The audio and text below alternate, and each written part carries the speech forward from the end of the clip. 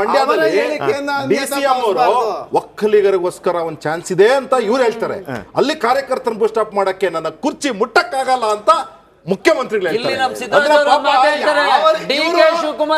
ಅವರು ನಮ್ಮ ನಾಯಕರೇ, ಇವರು ನಮ್ಮ ನಾಯಕರೇ. ಹಾಗಾಗಿ ಇದು ಚುನಾವಣಾ ಸಮಯ ಇರೋದ್ರಿಂದ ನಾವು ಡೆಲಿವರಿ ಮಾಡಿದಾಗ ನಮ್ಮ ಡೆಲಿವರಿನ ಅವರು ಫಾಲೋ ಅಪ್ ಮಾಡ್ತಾರೆ ಅಂತಕ್ಕಂಥ ವಿಷಯ. JP ಅವರೇ ಒಂದ್ ನಿಮಿಷ, ಇಡೀ ಕರ್ನಾಟಕಕ್ಕೆ ಗೊತ್ತಿದೆ 2.5 ವರ್ಷ ಅಗ್ರಿಮೆಂಟ್ ಆಗಿದೆ ಅಂತ. ಅಕಸ್ಮಾತ್ 20 ಸೀಟ್ ಗೆಲ್ದೇ ಇದ್ರೆ ಮುಖ್ಯಮಂತ್ರಿಗಳು ಬದಲಾವಣೆ ಆಗ್ತಾರೆ ಅಂತ ಗುಬ್ಬಿ ಶ್ರೀನಿವಾಸ್ ಅವರು ಹೇಳಿದ್ದಾರೆ. ಪರ್ಸನಲ್ ರಿಕ್ವೆಸ್ಟ್ ಏನ್ ಗೊತ್ತಾ, ಈ ಕರ್ನಾಟಕದ ಜನರಿಗೆ ಗೊತ್ತು ಈ ಅಗ್ರಿಮೆಂಟ್ ಆಗಿದೆ ಅಂತ ಹೇಳ್ಬೇಡಿ, ನಮ್ಮಲ್ಲಿ ಫೇಕ್ ನ್ಯೂಸ್ ಅಂತ ಕೇಸ್ ಹಾಕ್ಬಿಡ್ತಾರೆ. ಪ್ಲೀಸ್ ಸರ್, ಡಾಕ್ಯುಮೆಂಟ್ ಇದ್ರೆ ಹೇಳಿ ನೀವು. ಇಲ್ಲಪ್ಪ, ನಾನು ಕ್ಲಿಯರ್ ಆಗಿ ಹೇಳ್ತಿದ್ದೀನಿ, ಇದೇ ಕಾಂಗ್ರೆಸ್ನ ವಕ್ತಾರರು ಯಾವಾಗ ಮುಖ್ಯಮಂತ್ರಿ 26 ಮೇ 2023 ಯಾವಾಗ ಮುಖ್ಯಮಂತ್ರಿಗಳಾಗ್ತಾರೆ, ಇಲ್ಲ 2.5 ವರ್ಷ ಅಂತ ಹೇಳಿರ್ತಕ್ಕಂಥ ವಿಚಾರ ಇಟ್ಕೊಂಡು ನಾನು ಹೇಳ್ತಾ ಇದ್ದೀನಿ. ಒಂದು ವಿಚಾರ. ಎರಡನೇ ವಿಚಾರ, ಗುಬ್ಬಿ ಶ್ರೀನಿವಾಸ್ ಅವರು ಕ್ಲಿಯರ್ ಕಟ್ ಆಗಿ ಹೇಳಿದ್ದಾರೆ, 20 ಜನ ನಾವು ಸದಸ್ಯರು ಗೆಲ್ದೇ ಇದ್ರೆ ಪಾರ್ಲಿಮೆಂಟ್ಗೆ ಮುಖ್ಯಮಂತ್ರಿಗೆ ಸರ್ಕಾರ ಉರುಳೋಗುತ್ತೆ ಅಂತ ಅವ್ರು ಹೇಳಿದ್ದಾರೆ. ಅದಾದ್ಮೇಲೆ ಅನೇಕ ಜನ ಹೇಳ್ತಿದ್ದಾರೆ. ಅಂದ್ರೆ ಅರ್ಥ ಏನು? ಇದು ಇನ್ಫೈಟಿಂಗ್ನ ಒಂದು ಅರ್ಥ. ಒಂದು 28ಕ್ಕೆ 28 ಸೋತ್ರೆ ಸರ್ಕಾರ ವಿಸರ್ಜನೆ ಮಾಡ್ತಾರೆ ಅಲ್ಲಿಗೆ ಅಂತ ನನ್ನ DK ಅವರು ಹೇಳಿದಂತ ಮಾತು, ಅವಕಾಶ ಇನ್ನೂ ಇದೆ ಅನ್ನುವಂಥ ರೀತಿಯಲ್ಲಿ ಹೇಳಿದ್ದಾರೆ. ಅಂದ್ರೆ ನೀವು ನನ್ನ ಜೊತೆ ಮತ್ತೆ ನಿಲ್ಲಬೇಕು ಅಂತ ಹೇಳಿ. ಶತಾಯಗತೆ ನಮಗೆಲ್ಲರಿಗೂ ಗೊತ್ತಿರುವಂಥದ್ದು, ಇಲ್ಲಿ ತನಕ ಯಾವಾಗ ಒಕ್ಕಲಿಗ ಸಮುದಾಯ ಇದೆ, ದೇವೇಗೌಡರೇ ಅದಕ್ಕೆ ಅಗ್ರೇಸರ ನಾಯಕ. ಅವರ ನಂತರದ ಕಾಲಾವಧಿಯ ಒಂದು ಸ್ಪರ್ಧೆಗಳಲ್ಲಿ ಕಾಣ್ತಾ ಇದೆ. ಅದು DK ಶಿವಕುಮಾರ್ ಅವ್ರಿಗೂ ಕೂಡ ಗೊತ್ತಿದೆ. ಈಗ ಅದೇ ಕಾರಣಕ್ಕಾಗಿ ಜೆಡಿಎಸ್ ಮತ್ತು ಬಿಜೆಪಿ ಮೈತ್ರಿ ಮಾಡಿಕೊಂಡಿದೆ. ಬಿಜೆಪಿ ಕೂಡ ಅರ್ಥ ಆಗ್ತಾ ಇಲ್ಲ ಒಕ್ಕಲಿಗ ಸಾಮ್ರಾಜ್ಯದಲ್ಲಿ ನಮ್ಮ ಎಂಟ್ರಿ ಹೇಗೆ ಅಂತ. ಕಳೆದ ಬಾರಿ 136 ಬಂದೇ ಬರುತ್ತೆ ಅಂತ ಹೇಳಿದ್ರು DK ಶಿವಕುಮಾರ್. ಈ ಬಾರಿ 20 ಅಂತ ಹೇಳ್ತಾ ಇದ್ದಾರೆ. ಈ ಹೇಳಿಕೆಗಳನ್ನು ಕೂಡ ಕೊಡ್ತಾ ಇದ್ದಾರೆ. 8 ಜನ ಒಕ್ಕಲಿಗರಿಗೆ ಓಟ್ ಕೊಟ್ಟಿದ್ದೀವಿ ಅಂತೇಳಿ. ಯಾವ ನಿರ್ಧಾರಗಳು ಅಲ್ಲಿ ರಾಜಕೀಯ ನಿರ್ಧಾರಗಳು ಆಗಬಹುದು ನಿಮ್ಮ ಪ್ರಕಾರ ಈ ಹೇಳಿಕೆಗಳಿಂದ? ಒಂದು, ಈ ಹೇಳಿಕೆಗಳು ಕರ್ನಾಟಕ ರಾಜ್ಯ ರಾಜಕಾರಣದ ದೃಷ್ಟಿಯಿಂದ ಹೇಳಿಕೆಯನ್ನ ಗುರಿ ಇಟ್ಕೊಂಡು ನೀಡಿರುವ ಸ್ಪೆಸಿಫಿಕ್ ಆಗಿರೋ ಹೇಳಿಕೆಗಳು. ಒಕ್ಕಲಿಗ ಪಾಳೆಯದಲ್ಲಿ ಮುಂದಿನ ತಲೆಮಾರಿಗೆ ನಡೀತಿರುವ ಪೈಪೋಟಿ, ದೇವೇಗೌಡರ ನಂತರದ ಒಕ್ಕಲಿಗ ನಾಯಕತ್ವ ಪಟ್ಟವನ್ನ ತಾನು ಹಿಡಿದಿಸ್ಕೊಳ್ಬೇಕು ಮತ್ತು ಹೀಗೆ ಹಿಡಿದಿಸ್ಕೊಳ್ಳೋದ್ರ ಮೂಲಕ ಪಕ್ಷದಲ್ಲಿ ಮುಖ್ಯಮಂತ್ರಿಯ ಹುದ್ದೆಯ ಸಮೀಪ ನಾನು ಹೋಗಬಹುದು ಅನ್ನುವ ಲೆಕ್ಕಾಚಾರ ಮೇಲ್ನೋಟಕ್ಕೆ ನಮಗೆ ಸ್ಪಷ್ಟವಾಗಿ ಕಾಣ್ತಾ ಇದೆ. ಅಂದ್ರೆ ಈ ರೇಸಿನ ಲೋಕಸಭಾ ಚುನಾವಣೆಯ ಜಟಾಪಟಿಯನ್ನ ರಾಜ್ಯ ರಾಜಕಾರಣಕ್ಕೆ ರಿಸಲ್ಟ್ ಅನ್ನ ರಾಜ್ಯ ರಾಜಕಾರಣಕ್ಕೆ ಸಮೀಕರಣ ಮಾಡಿ, ಜೊತೆಗೆ GC ಚಂದ್ರಶೇಖರ್ ನೇತೃತ್ವದಲ್ಲಿ ಎಲ್ಲೆಲ್ಲಿ JDS ಕ್ಯಾಂಡಿಡೇಟ್ಗಳಿದ್ದಾರೆ ಅವರನ್ನ ಸೋಲಿಸಲೇಬೇಕು ಅಂತೇಳಿ ಒಂದು ಕಮಿಟಿ ಕೂಡ ಅವರು ಮಾಡ್ಕೊಂಡಿದ್ದಾರೆ. ಹೌದು, ಯಾಕಂದ್ರೆ ಅಲ್ಲಿ GC ಚಂದ್ರಶೇಖರಿಗೆ ಅವರು ಸೋಲಿಸೋ ಶಕ್ತಿ ಎಷ್ಟು ಮಟ್ಟಿಗೆ ಇದೆಯೋ ಅದು ಬೇಕಿದ್ರೆ ಅದು ಚರ್ಚೆ ಸುದೀರ್ಘವಾಗಿ ಅನ್ಸುತ್ತೆ. ಆಯ್ತಾ, ಒಂದು ಅವರು ಈ ಚುನಾವಣೆಯ ರಿಸಲ್ಟ್ ಅನ್ನ ರಾಜ್ಯ ರಾಜಕಾರಣಕ್ಕೆ ಸಮೀಕರಿಸಿ ರಾಜ್ಯ ರಾಜಕಾರಣದಲ್ಲಿ ಬದಲಾವಣೆ ಆಗಬಹುದು ಅನ್ನುವ ರೀತಿಯಲ್ಲಿ, ಜೊತೆಗೆ ಒಕ್ಕಲಿಗ ಮುಂದೆ ಆಯ್ತು. ಒಂದು ವೇಳೆ ಈ ಬಾರಿ ಕಳೆದ ಬಾರಿ ಕಾಂಗ್ರೆಸ್ ನಲ್ಲಿ ಜೊತೆ ನಿಂತ 6% ಎಕ್ಸ್ಟ್ರಾ 6% ಒಕ್ಕಲಿಗರು ಈ ಬಾರಿ ಕೂಡ ಹಳೆ ಮೈಸೂರು ಭಾಗದಲ್ಲಿ ನಿಂತರೆ ಅದೇ ರಿಸಲ್ಟ್ಗಳು ವಿಧಾನಸಭಾ ಚುನಾವಣೆ ರಿಸಲ್ಟ್ ತರ ಕಾಣಬಹುದಾ? ಯಾಕೆ ಅಂತಂದ್ರೆ ಈಗ ಆವಾಗಲೇ ಚರ್ಚೆಗೆ ಬಂತು, ಅವರಿಬ್ಬರ ಯಾರು ಮೋದಿ ಅವರು ಮತ್ತು ದೇವೇಗೌಡ ಜೋಡೆತ್ತಿನ ರೋಡ್ ಶೋ ಇಡೀ ಟ್ರೆಂಡ್ ನ ಚೇಂಜ್ ಮಾಡಬಹುದಾ ಅಂತ. ನಿಮ್ಮ ಹಳೆ ಮೈಸೂರಿನ ಜನರ ಮೈಂಡ್ ಸೆಟ್ ನೋಡಿದ್ರೆ ಆ ರೋಡ್ ಶೋ ಆ ಎರಡೂ ಪಕ್ಷಗಳ ಓಟನ್ನ ಇಂಟ್ಯಾಕ್ಟ್ ಮಾಡ್ಬೋದೇ ಹೊರತು ಹೊಸದಾಗಿ ಒಪಿನಿಯನ್ ಬಿಲ್ಡಪ್ ಮಾಡಬೇಕು ಅಂದ್ರೆ ತುಂಬಾ ಕಷ್ಟ.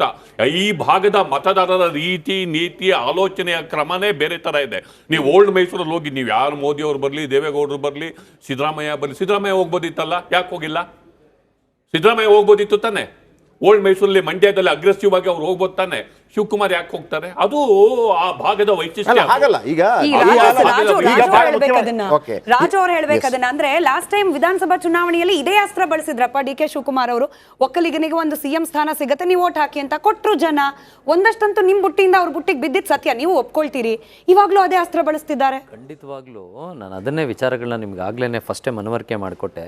ಈಗ ಏನಾಗಿದೆ, ಕಳೆದ ಬಾರಿ ಜನ ಏನೋ ಒಂದು ಆಲೋಚನೆ ಇಟ್ಕೊಂಡು, ಒಂದು ಆಸೆ ಇಟ್ಕೊಂಡು, ಒಂದಷ್ಟು ಒಕ್ಕಲಿಗ ಜನಾಂಗದವರು DK ಶಿವಕುಮಾರ್ ಒಂದ್ಸತಿ ಮುಖ್ಯಮಂತ್ರಿ ಆಗಲಿ, ಕುಮಾರಸ್ವಾಮಿ ಅವರು 2 ಸರಿ ಆಗಿದ್ದಾರೆ ಅಂತ. ಆದರೆ ಇವತ್ತು ಕೊಟ್ಟಂಥ ಸಿದ್ದರಾಮಯ್ಯನವ್ರ statement, D K Shivakumar statement ಎರಡನ್ನೂ ತಾಳೆ ಹಾಕಿ ನೋಡಿದಾಗ ಜನ ಏನು ಸುಮ್ಮನೆ ಕೂತಿರಲ್ಲ, ಆಲೋಚನೆ ಮಾಡ್ತಾ ಇರ್ತಾರೆ. ಇವಾಗ ನಾವು ಇಲ್ಲಿ ಮಾಧ್ಯಮಗಳಲ್ಲಿ ಕೂತು ಚರ್ಚೆ ಮಾಡ್ತೀವಿ, ಲಕ್ಷಾಂತರ ಜನ ಇದನ್ನು ವೀಕ್ಷಿಸ್ತಾ ಇರ್ತಾರೆ. ಏನು ನಡೀತಾ ಇದೆ ಅನ್ನೋದ್ರ ಬಗ್ಗೆ ಅವರು ಅವಲೋಕನ ಮಾಡಲಿಕ್ಕೆ ಒಂದು ವೇದಿಕೆ ಕಲ್ಪಿಸ್ಕೊಟ್ಟಿದ್ದಾರೆ. ಸೊ ಹಾಗಾಗಿ ಇವ್ರ ಸ್ಟೇಟ್ಮೆಂಟ್ಗಳು ನಿಜವಾಗ್ಲೂ ಮುಂದಿನ ದಿನಗಳಲ್ಲಿ ನಮಗೆ ಪ್ಲಸ್ ಆಗುತ್ತೆ ಅಂತ ನಾವು ಭಾವಿಸ್ತಾ ಇದ್ದೀವಿ. ಜಾಣರಿದ್ದಾರೆ ರಾಜುಗೌಡ್ರೆ. ಸಿದ್ದರಾಮಯ್ಯ ಅವರು ಮೈಸೂರಿನಲ್ಲಿ ನಿಂತ್ಕೊಂಡು ಚಾಮರಾಜನಗರ ಗುರಿಯಾಗಿಟ್ಕೊಂಡು ಹೇಳ್ತಾರೆ ಅಹಿಂದ ಮತಗಳು ನನ್ನ ಪರವಾಗಿ ಬರ್ಲಿ, ಅಲ್ಲಿಗ ಮತ ಬಿತ್ತು. ಮಂಡ್ಯದಲ್ಲಿ ನಿಂತ್ಕೊಂಡು ಡಿ ಕೆ ಶಿವಕುಮಾರ್ ಅವರು ಹೇಳ್ತಿದ್ದಾರೆ ಒಕ್ಕಲಿಗರ ಮತ ಎರಡು ಕಡೆಗೆ ಎತ್ಕೊಂಡು ಬರ್ತಾರಪ್ಪ, ಎರಡು ಕಡೆಗೆ ಎತ್ಕೊಂಡು ಬರ್ತಾರೆ. ಬೀಳೋದೇಟ್ ನಿಮ್ಗೆ. ಮಂಡ್ಯ ಒಕ್ಕಲಿಗರು ದಡ್ರು ಅಂತ ನೀವು ಹೇಳ್ತಾ ಇದ್ದೀರಿ. ನನಗೆ ಗೊತ್ತಿಲ್ಲ ಮತದಾರರು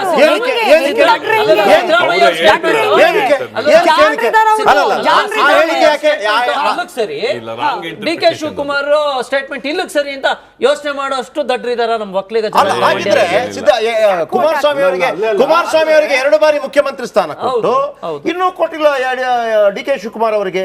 ಇನ್ನೊಂದು ಪ್ರಯತ್ನ ಇನ್ನೂ ಜಯಪ್ರಕಾಶ್ ಹೇಳಿದ ರೀತಿಯಲ್ಲಿ ಒಕ್ಕಲಿಗ ಸಮುದಾಯದ ಮುಂದಿನ ತಲೆಮಾರಿಗೆ ನಡೆಯುತ್ತಿರುವ ಕಾಳಗ ಇದಾಗಿತ್ತು. ಕುಮಾರಸ್ವಾಮಿ ನಿಂತಿರೋದು ಅದೇ ಕಾರಣಕ್ಕೆ. ಕುಮಾರಸ್ವಾಮಿ ನಿಂತಿರೋದು ಕೂಡ ಲೀಡರ್ಶಿಪ್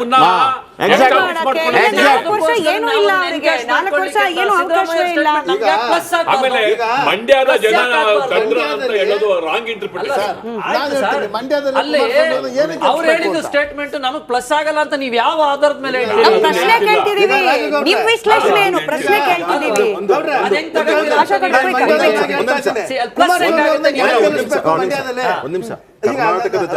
ಕರ್ನಾಟಕ ಜನತೆ ಮತ್ತು ನಮ್ಮ ಮಂಡ್ಯ ಜನತೆ ಮತ್ತು ಹಾಸನ ಜನತೆ ಇರ್ಬೋದು, ಎಲ್ಲರೂ ನೋಡಿದ್ದಾರೆ ಕಾಂಗ್ರೆಸ್ ಯಾವ ರೀತಿ ಕೆಂಗಲ್ ಹನುಮಂತಯ್ಯನವರಿಂದ ಹಿಡ್ಕೊಂಡು ದೇವೇಗೌಡರವರೆಗೂ ನಡ್ಸ್ಕೊಂಡ್ ಬಂದಿದೆ, ಇವತ್ತು ನಡ್ಸ್ಕೊಂಡು ಡಿ ಕೆ ಶಿವಕುಮಾರ್ ಅವ್ರಿಗೂ ಸೇರಿಸ್ಕೊಂಡು.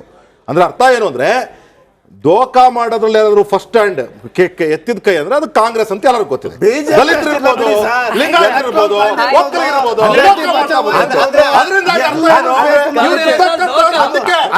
ಅಧಿಕಾರ ಹಿಡಿಬೇಕಷ್ಟೇ.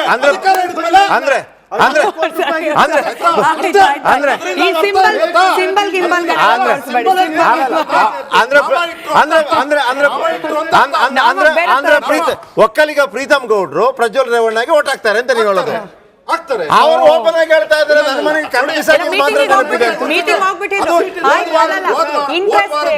ಹೋದ್ವಾರ ಹೌದು ಪ್ರೀತಮ್ ಗೌಡ್ರಿಗೆ ಹೇಳಿದ್ರು, ಪ್ರೀತಮ್ ಗೌಡ್ರು ನಮಗೆ ಅವ್ರಿಗೆ ಇನ್ನೂ ಸಮನ್ವಯ ಆಗಿಲ್ಲ ಅಂತ. ಈಗ ಸಮನ್ವಯ ಆಗಿದೆ. ಪ್ರೀತಮ್ ಗೌಡ್ರೆ ಹೋಗ್ಬಿಟ್ಟು ನಾಮಿನೇಷನ್ ಅಲ್ಲಿ ಕುತ್ಕೊಂಡು ಅವ್ರು ಹೇಳಿದಾರಲ್ಲ ನಾವು ಮಾಡಿದೀವಿ ಅಂತ ಹೇಳಿ ಜೊತೆಗೆ ಹೋಗೋಣ ಅಂತ ಹೇಳ್ತಿದ್ದಾರೆ. ಸಮಯ ಇದ್ದಷ್ಟೇ ಒಳಗೇಟು ಅನ್ನೋದು ಕೂಡ ಇರುತ್ತಪ್ಪ. ಚುನಾವಣೆ ಸಂದರ್ಭದಲ್ಲಿ ಅದ್ ಯಾವಾಗ ಹೆಂಗ್ ಟರ್ನ್ ಆಗುತ್ತೆ, ಯಾರಿಗ್ ಬಿಸಿ ಮುಟ್ಸುತ್ತೆ ಹೇಳಕ್ಕಾಗಲ್ಲ.